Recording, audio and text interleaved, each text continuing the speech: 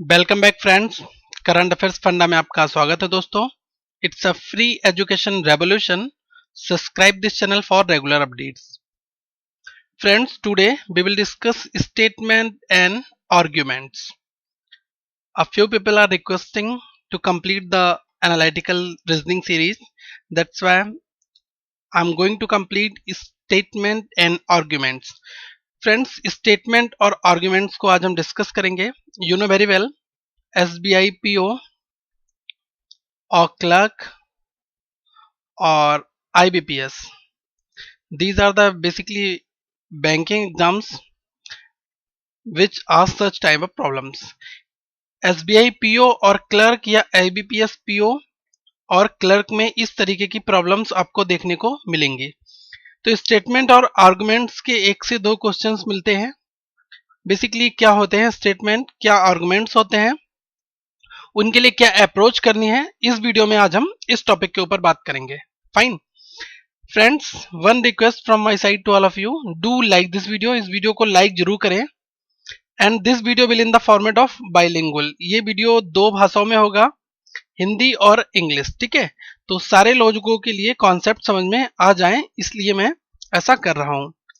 One thing more friends, अगर आप statement और आर्गुमेंट की बात करेंगे तो आपको एक एडमिनिस्ट्रेटिव ऑफिसर की रैंक से डिसीजंस कैसे मैनेज करने हैं, इस भी पर आपको सोचना होगा। Fine, and you have to control your emotions. आपको अपने इमोशंस को कंट्रोल करना होगा जब भी आप लॉजिकल पार्ट को सॉल्व करेंगे। ठीक है, ये जो आपका एनालिटिकल पार्ट है, जब भी हम इसको सॉल्व करेंगे तो हमें क्या है, अपने इमोशंस को कंट्रोल में रखना है। हमें कुछ भी अंदर से नहीं सोचना है। जो स्टेटमेंट कहता है, जो रूल्स एंड रेगुलेशंस होते हैं, उनके अकॉर्डिंग हमको मैनेज करना है सब कुछ। Fine. So friends, one thing more here, what is the argument and how much type of argument are there? Fine. So basically argument is just like a sequence of phrase or clause, or it may be a sentence that is includes a claim or conclusion, that is called the arguments. देखिए, arguments हमारे क्या होते हैं, एक statement हो सकता है, clause हो सकता है, जो एक क्लेम या कंक्लूजन के ऊपर बात करते हैं, वो आर्गुमेंट्स होते हैं। स्टेटमेंट का मतलब होता है कथन। स्टेटमेंट का मतलब होता है कि कोई भी बात एक कही जाए, that is called the statement. लेकिन उसके ऊपर आर्गुमेंट निगेटिव एंड पॉजिटिव दोनों हो सकते हैं। Fine. So basically argument will be two types. Argument जो होते हैं दो टाइप्स के होते हैं। First one is strong argument, strong argument. Second thing, it will be weak arguments.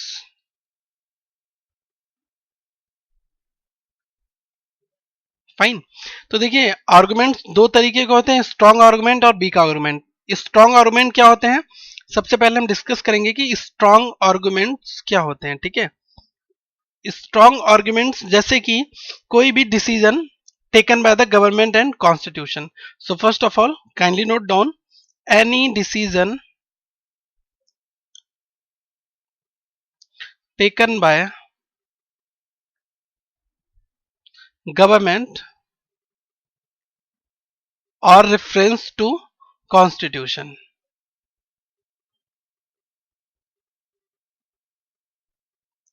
or reference to Indian constitution. If you are living in India, then you should follow the Indian constitution.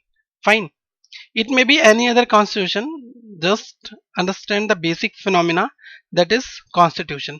तो यहाँ आपको क्या समझना है कि कोई भी decision अगर किसी भी गवर्नमेंट या फिर कॉन्स्टिट्यूशन के द्वारा लिया जाता है तो उस डिसीजन को हम क्या कहेंगे, स्ट्रॉन्ग आर्गुमेंट की श्रेणी में वो आएगा। That will come under the strong argument. Fine.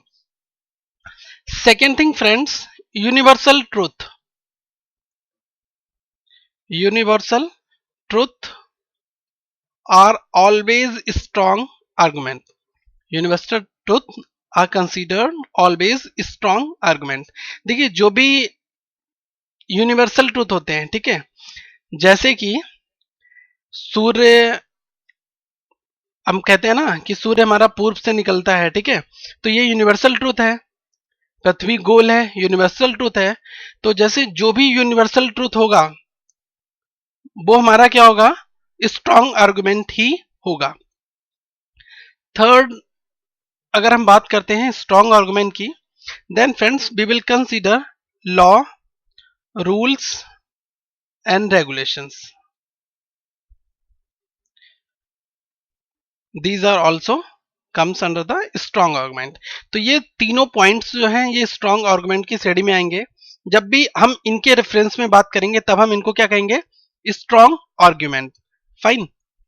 Now what is the mean of weak argument?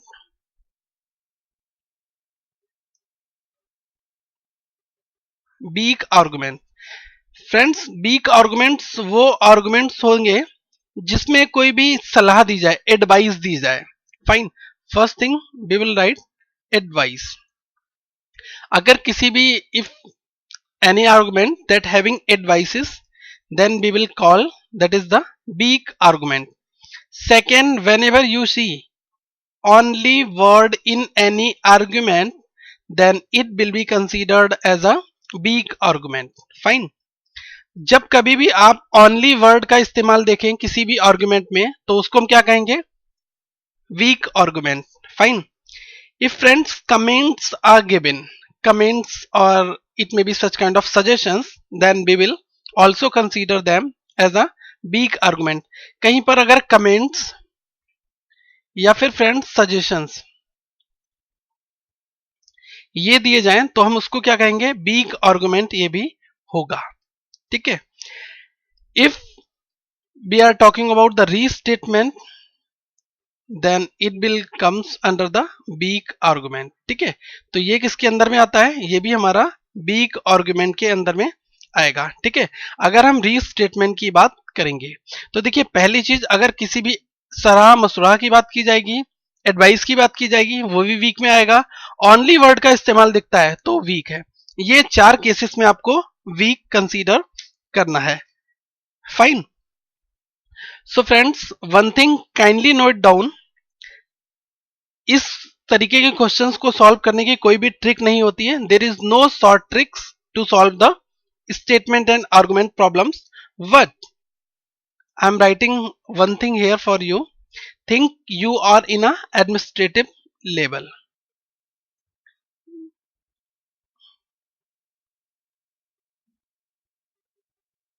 Think you are in a administrative level. How could you take the decisions? That is the basic challenge for you. How could you take the decision? Fine. This is the basic short trick to solve the problems. आपके basic concepts क्या हैं, आपके decisions powers क्या हैं, उनको जज करने के लिए ही एग्जाम्स में ये पोर्शन पूछा जाता है। Your presence of mind and decisions making skills will be checked in the analytical reasoning part. Fine. So think that you are in an administrative level and how you will take the decisions, that is we will use your concept in this questions। ठीक है, तो हम basically ये सारी चीजें इसमें आज हम डिस्कस करेंगे। Now friends, your options will be in this format. If only argument first is strong, if only argument second is strong, अगर आपका पहला आर्गुमेंट स्ट्रांग है then you will check here. If that is second, then you will check here. If either first or second is strong, fine. If you can calculate on the behalf of both the statement and you can say yes, some part of this argument and some part of second argument may be strong, so you will consider the third option here. Fine. If both are not strong, then that means both are weak, so we will consider if neither first nor second is a strong. And finally last one, if both first and second are strong. Fine. अगर दोनों strong होंगे तो हम पांचवें number का option को choose करेंगे। तो friends let's go for some questions here. First question is here, should all the terrorist be awarded capital punishment? सारे टेररिस्ट जो भी होते हैं क्या उनको कैपिटल पनिशमेंट देना चाहिए, ये स्टेटमेंट कहा गया है। आर्गुमेंट पहला कहता है yes, this will be a significant step towards terrorist. Second, no, no one has the right to take any person's life. Fine. तो अब आपको यह देखना है कि फ्रेंड्स, अगर कहा गया है कि सारे टेररिस्ट को कैपिटल पनिशमेंट का मतलब क्या होता है, हंग टिल डेथ, मतलब कि जो फांसी की सजा होती है उसको हम लोग कैपिटल पनिशमेंट की श्रेणी में डालते हैं। Capital punishment that means hung till death. तो यहां कहा गया है टेररिस्ट वो होते हैं जो लोगों को नुकसान पहुंचाते हैं, उनको उनकी जान जोखिम में डालते हैं, उन पर गोलियां चलाते हैं। These are called the terrorist. यहां पर कहा गया है yes, this will be a significant step towards the terrorist. अगर हम ऐसा करते हैं तो क्या ये एक बहुत अच्छा कदम होगा टेररिस्ट लोगों के लिए? बिल्कुल होगा। अगर कोई टेररिस्ट है, अगर आप उसको कैपिटल पनिशमेंट देते हैं तो ये उन टेररिस्ट लोगों के लिए एक मिसाल होगी, उनके लिए एक मैसेज जाएगा कि टेररिस्ट एक लीगल एक्टिविटी है जिसको करने से कई लोगों की जानें जाती हैं और आप किसी की जान नहीं ले सकते। इसलिए कैपिटल पनिशमेंट का जो प्रोविजन है ये स्ट्रांग बनाता है इस आर्गुमेंट को। लेकिन सेकेंड में कहा गया है, क्या कहा गया है, no, no one has the right to take any person's life, कि नहीं, किसी के पास कोई अधिकार नहीं है कि वो किसी की जान ले सके।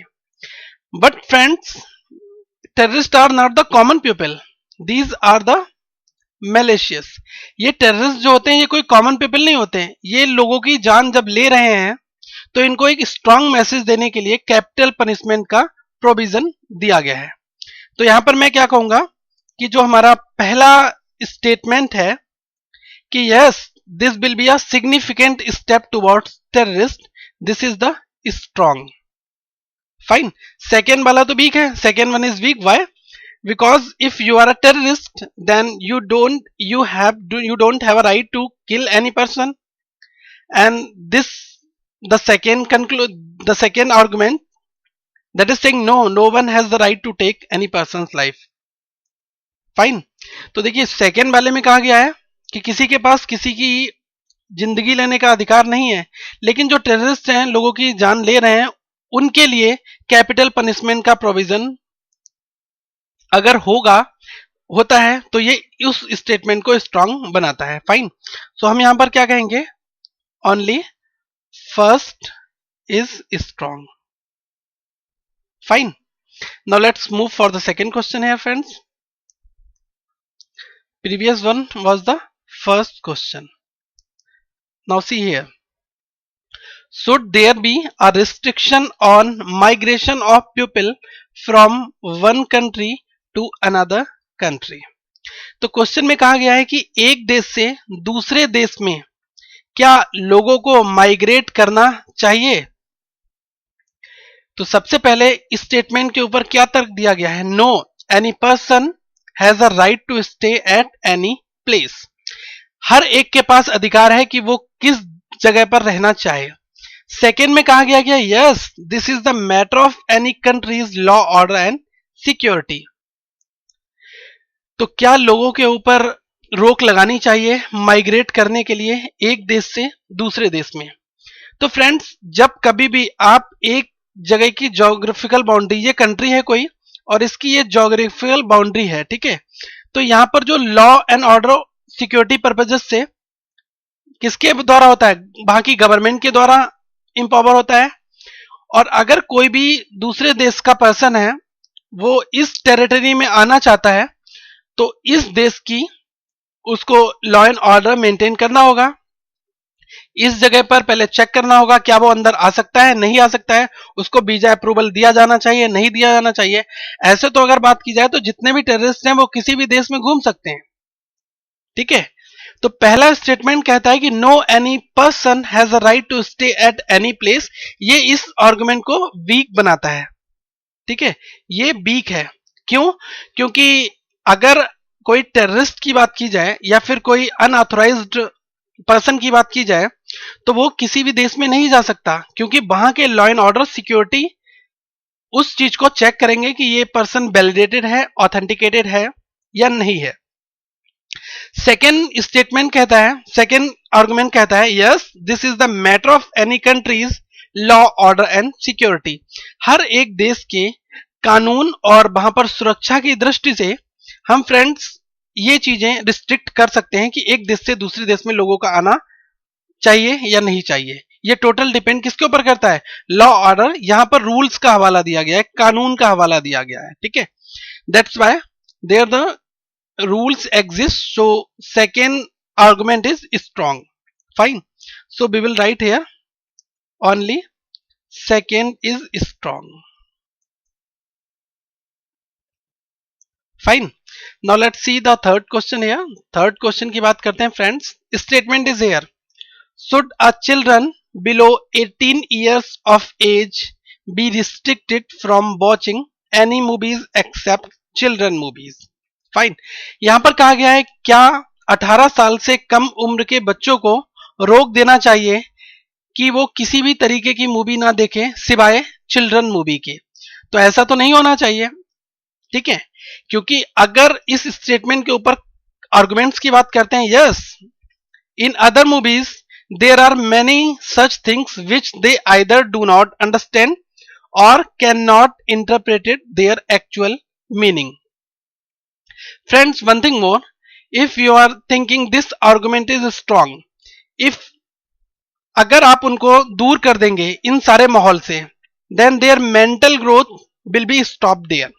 उनकी जो मानसिक विकास है, शारीरिक विकास है और भी कुछ चीजें हैं, ठीक है, उनका डेवलपमेंट कंप्लीटली रुक जाएगा। फाइन, क्योंकि अगर वो केवल चिल्ड्रन मूवी ही देखेंगे, इसके अलावा और मूवीज नहीं देखेंगे, तो क्या वो समाज में होने वाली बुराइयां, social evils, social causes, good factors, bad factors, इनसे वो कभी भी अवगत नहीं रह पाएंगे, ठीक है। That's why they should watch this kind of movies also. Second में कहा गया है no childrens may get to learn many things of knowledge from movies which help them to grow and their development. वो उनके वृद्धि और विकास में सहायक होती हैं, इसलिए उनको ये मूवीज भी देखनी, अदर मूवीज भी देखनी चाहिए और उनको हम रिस्ट्रिक्शंस नहीं कर सकते। तो फ्रेंड्स सेकेंड आर्गुमेंट जो है वो स्ट्रांग है और फर्स्ट वाला वीक है। First argument is weak. Fine, so only second is strong. तो यहां पर मैं कहूंगा कि ओनली सेकेंड जो है वही हमारा स्ट्रॉन्ग आर्गुमेंट है। Now friends see the fourth question here, should reservation be provided to a student which belongs to BPL families in bank vacancies. Bank में जो भी वैकेंसीज आती हैं उनके लिए बिलो पॉवर्टी लाइन के जो भी स्टूडेंट्स होते हैं, क्या उनके लिए आरक्षण देना ठीक है, देना चाहिए या नहीं देना चाहिए, ठीक है। इसके ऊपर आर्गुमेंट है। स्टेटमेंट ये कहा गया है कि should reservation be provided to student which belongs to BPL families in a bank vacancies, ठीक है। जब भी बैंक की वैकेंसीज निकलेंगी, यहां पर बात किसकी हो रही है? बैंक वैकेंसीज की।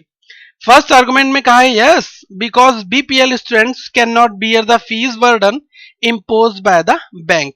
बैंकों के द्वारा जो भी फीस बर्डन होता है वो बीपीएल स्टूडेंट्स वेरी बर्डन को बियर नहीं कर सकते, इसलिए उनको आरक्षण देना चाहिए। तो फ्रेंड्स यहां पर बैंक वैकेंसीज की बात हुई थी, क्या बैंक वैकेंसीज में आरक्षण देना चाहिए?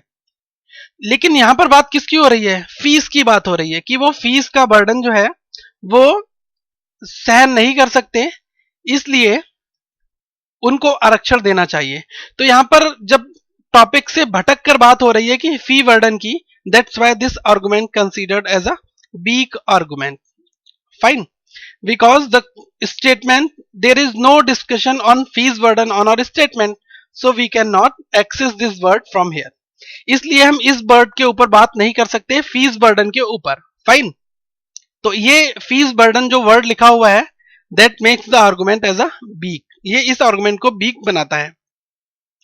सेकेंड की बात की जाए, no this could be a discrimination.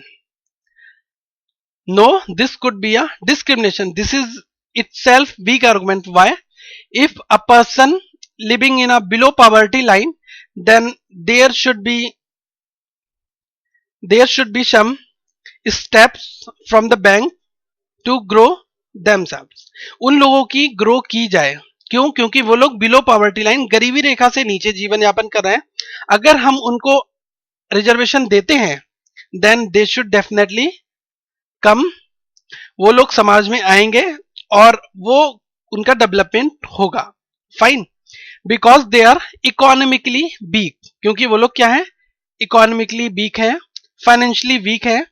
Then there should be a provision to reservation for the below poverty line. तो इसमें क्या कह सकते हैं कि सेकेंड वाला क्या है, वो भी हमारा वीक है. तो यहां से मैं कह सकता हूं कि दोनों के दोनों क्या है, वीक हैं. So friends, we can say like this one, neither first nor second strong. तो यहां से दो के दोनों में से कोई भी स्ट्रॉन्ग हमारा नहीं है. फाइन. पहले में फीस बर्डन की बात की गई थी, इसलिए ये वीक हो गया. सेकेंड में डिस्क्रिमिनेशन की बात की गई, तो डिस्क्रिमिनेशन नहीं है ये. Fifth question here friends, should terrorist be given on spot punishment when they are caught without being provided with the advocate help. जब भी टेररिस्ट जैसे ही मिले वैसे ही उनको तुरंत ऑन द स्पॉट पनिशमेंट सजा दे देनी चाहिए, बिना किसी जुडिशियल प्रोसीडिंग्स के, कि उनको कोई भी लॉयर एडवोकेट की हेल्प ना दी जाए. ये स्टेटमेंट है. इसके ऊपर आर्गुमेंट के ऊपर पहला आर्गुमेंट कहता है no everyone has a right to be heard. Second में कहा गया है yes criminals are entitled only punishment. तो देखिए, सबसे पहले मैं स्टेटमेंट के ऊपर बात करना चाहूंगा.